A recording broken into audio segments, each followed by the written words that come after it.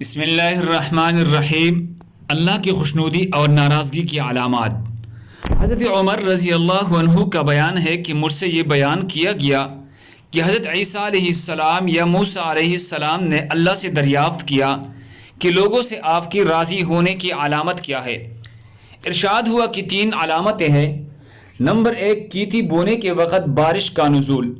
Number 2، فصل کاٹنے کے وقت بارش کا روک لینا۔ نمبر 3، انتظامی امور حلیم الطبع اور باصلاحیت افراد کے سپرد کرنا۔ اور بندوں سے اللہ کی ناراضگی کی بھی 3 علامتیں ہیں۔ نمبر 1، کیتی بونے کے وقت بارش کا رک جانا۔ نمبر 2، فصل کاٹنے کے وقت بارش برسنا۔ نمبر 3، انتظامی امور نااہل کے سپرد کر دیا جانا اور اموال عامہ کو بخیلوں کے حوالے کر دینا۔ اللہ ہم سب کو اس پر عمل کرنے کی توفیق عطا فرمائے۔ دوسرے مسلمانوں کی فائدے کے لیے آگے ضرور شیئر کریں۔